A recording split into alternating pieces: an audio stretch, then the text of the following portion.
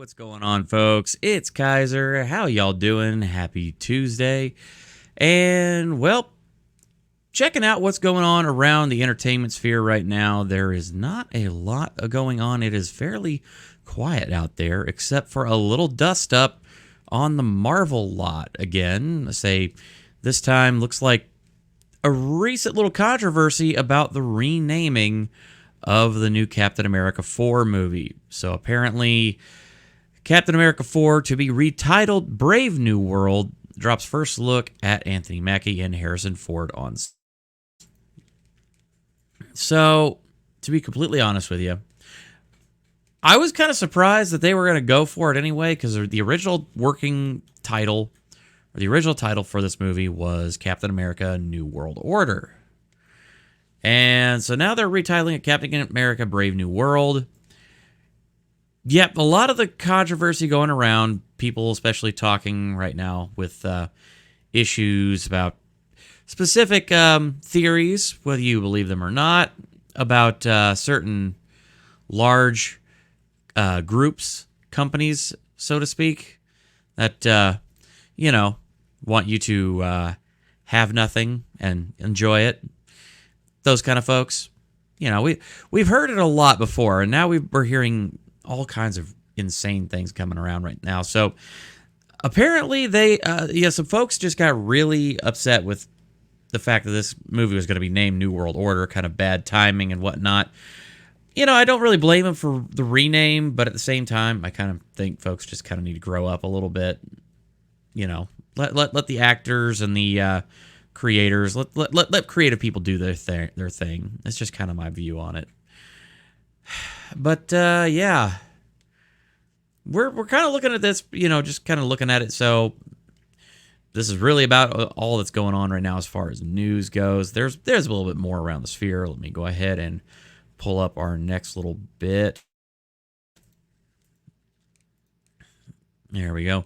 Apparently, Chris Hemsworth kind of finally coming forward on this, saying, yeah, Chris Hemsworth admits Thor 4 too silly, calls Scorsese and Tarantino's Marvel criticisms super depressing. I guess they're not a fan of me.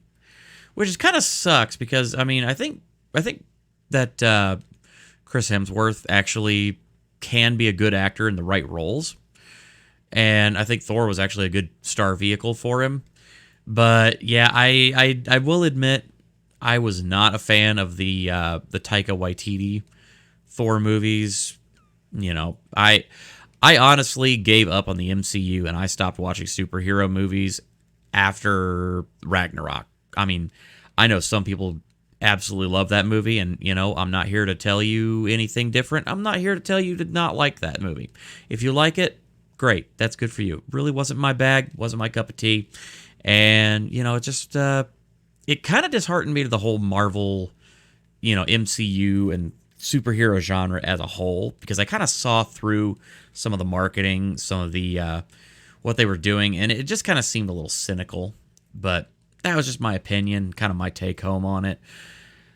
But yeah, so Hemsworth definitely looking at this, kind of definitely going, yeah, maybe that was not a good movie. And I think one of the big criticisms I've heard about Thor: Love and Thunder was that it was too silly. And so right now we're kind of looking at the current release schedule. So we've got a list of all the Marvel movies coming in 2023. So apparently Kraven the Hunter is actually coming out October 6th of this year. And then, of course, we have the Marvels on November 10th. We've already had Ant-Man and the Wasp come out. That was a giant flop. Guardians of the Galaxy 3. Guardians 3 seems to have made back its money and may have been a little profitable for Disney, but they did not get nearly the numbers that they were expecting. Spider-Man Across the Spider-Verse, on the other hand, was a complete and absolute just success from its first opening weekend, and it is still going strong right now. Blew the doors off of everyone's expectations. And then there's some upcoming Marvel TV shows, Moon Girl and Devil Dinosaur. Okay, didn't hear anything about that. Secret Invasion, that was releases June 21st. Loki Season 2 on October 6th. Echo releases in its entirety on November 26, 23, which, yeah, if you haven't heard about that one, Echo, the series that was apparently so bad, Kevin Feige said, yeah, just push all 6 episodes out onto Disney Plus all at once. And that way we can kind of just, we get 1 week of bad press as opposed to like several weeks of bad press. X-Men 97 is expected to release fall of 23. I think that what they're going to do, if I had to guess, they're going to sandwich Echo in between Loki Season 2, which Loki Season 1 was bad enough. I think that Loki Season 2 is going to be more of the same, if not worse, than Season 1. And then release it in between X-Men 97 and just kind of hope that Echo just flies under the radar. So yeah, What If Season 2, Ironheart, was originally billed for Summer 23 release, but has since been delayed. And then Agatha, Covenant of Chaos, was originally billed for Winter of 23, but has since been delayed. Can't imagine why with all the recent issues going on at Disney right now, because as we're quite familiar, Disney's hemorrhaging cash. They are hemorrhaging cash flow. They're not making money right now. And with the recent string of flops, it's not looking good, and especially considering they have this movie, The Marvels, to look forward to on November 10th, which still currently getting pretty wrecked in those like versus dislike buttons. So, yeah, gonna be completely honest here. Not high hopes for this movie. I think a lot of folks are kind of in the same boat, that they're not really expecting this one to do very well. I mean, it really, honest to God, looks like Disney is in for just one flop after another this year. Yeah. But the thing is, it's not going very well over at the DC either. So they're apparently recasting Justice League for the DC Universe, 7 actors for James Gunn's reboot. So yeah, apparently James Gunn is rebooting the entire DCEU. So this is another reason why I was so confused on The Flash, which The Flash isn't even out yet. The Flash doesn't come out until, I believe, next week. And Flash is supposed to be trying to set up some kind of additional sequel that they want, and it just is not going to work. Ezra Miller's just got way too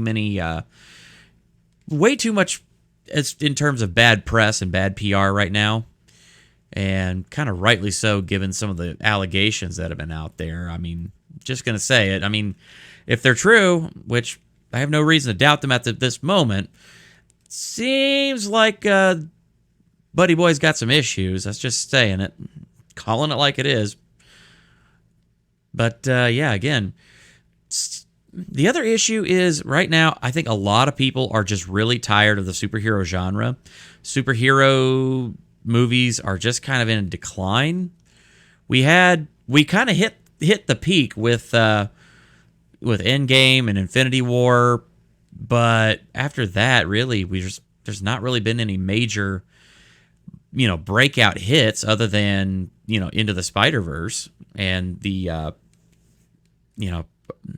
Into the Spider-Verse and Across the Spider-Verse. And even those are both Sony movies. They're not actually Disney. They're just licensed to Disney. So, honestly, I think the superhero genre is in some trouble. I think we could be seeing serious superhero fatigue. And, it could be time for to retire the genre. I think we just got overtired of it. We need to kind of focus on more small independent projects and a lot more of just interesting storytelling, which I don't think we're going to get a lot of right now with that writer's strike going on. So see how things go, but with the writer's strike, it looks poised that it could cripple Hollywood going into 2024. 2023 shaping up to be a bad year for movies all around for the most part, but could even have far-reaching consequences as far as 2024, even potentially 2025. So we'll talk more about that later. I will keep you guys informed. Thank you all so much for coming out and watching. I will see you on the next video. Peace.